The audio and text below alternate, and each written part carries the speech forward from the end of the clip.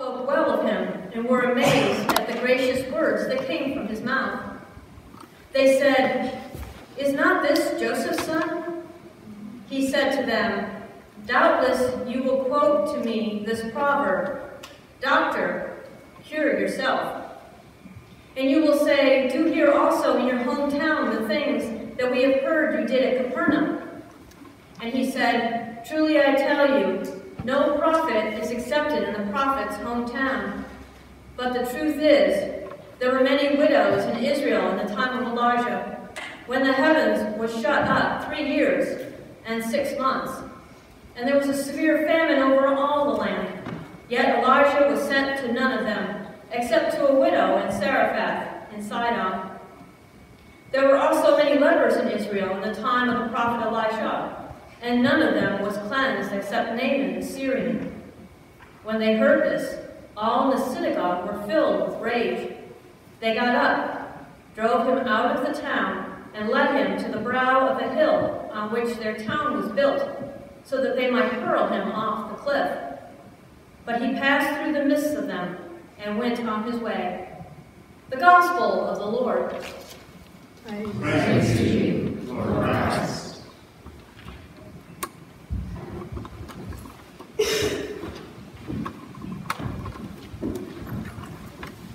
Please be seated.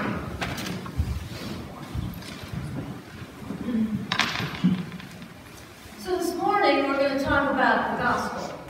We're going to talk about the Gospel for one reason, because it should make you itch. Jesus goes from one moment of amazement to the next moment of rage. And so Jesus shows up and he reads the scripture of Isaiah in his home church, in his home temple, and all the people around go, "Oh my gosh, wow, is that not Joey's little boy? Look at how he's grown up." Now you remember, these people knew Jesus in the teenage years, right? The parts of Jesus' life that we don't hear about in Scripture, right? I'm pretty sure if he was fully human, he had those teenage temper tantrums just like everybody else. And so they see this person who they've known since he was this tall get up and speak with such prophetic voice. And so they're all amazed by this. They're enthralled by everything he has to say. Because when he starts to talk, he's focused on God. And then suddenly, in the midst of his preaching, he takes that focus and he starts turning it back to look at yourself. Doctor, cure yourself. Leper, you're in trouble. And so suddenly, they get outraged. They go from a sense of amazement to a sense of anger. So angry that they will get him to the cliff because they're going to hurl him off. They're not just going to kick him out of town. They want him gone. And this is where the hope lies. Jesus walks through the midst of them and keeps going. There is nothing that we can say, nothing that we can do, no anger that we can display that will chase God over that cliff. That is where the joy is today. Because as human beings, we all live in a world of amazement and a world of anger. And God says it's okay. Today, Jesus has given us our pass to get mad at God. And it's okay. In fact, it's actually expected. And so I said this week, and I thought, oh, there's been a couple of times in my life that I've been angry at God.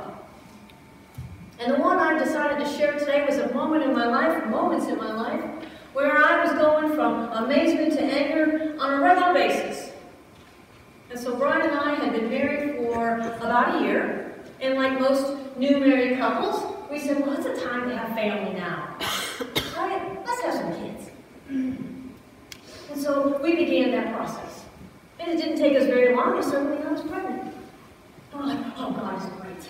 God is amazing, look at this.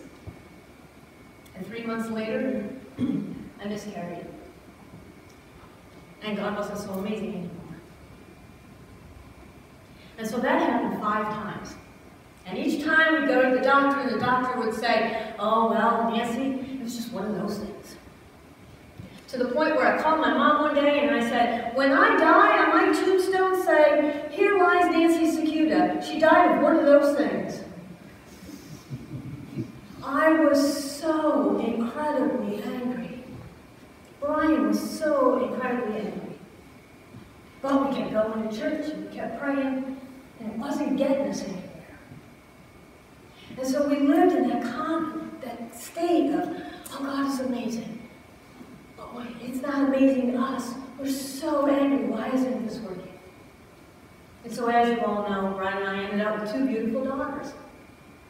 But that doesn't mean that the hurt hasn't gone away. I now look forward to the day that I die and I go to heaven so I can meet the 5 children that I have yet to meet. And so we think that as Christians, we may not be mad at God, right? We shouldn't be mad at God. That's not the Christian thing to do. And Jesus tells us today that yes, it is the Christian thing to do. It's the honest thing to do. Because God's going to push us. If He hasn't already, I got news for you, He's going to. He's going to push you. He's going to push all of us. He's going to put things in our lives that's going to make us mad. And that's okay. No, maybe He's broken up a relationship. Maybe He's made someone we love sick. Maybe He's got us in the neighborhood next to a neighbor with a dog that barks all the time. I'm so sorry, I try to control bugs in there. Maybe He's got us in a job that we think is a dead end. We can't find our way out. The options are endless. But that doesn't mean that we should not get mad. Because we should. It's the honest, it's the human thing to do. And today's scripture gives us permission to do that. Because we can't chase God away. If we could, then God would be this big and we'd be in control. And that's not the God that I praise. And so it's not an either or today. Today we are reminded it's a both and. God is with us in the amazement and He's with us in the anger. But what He's asking us to do is to take that anger and give it back to Him. Because only He can change our anger into amazement.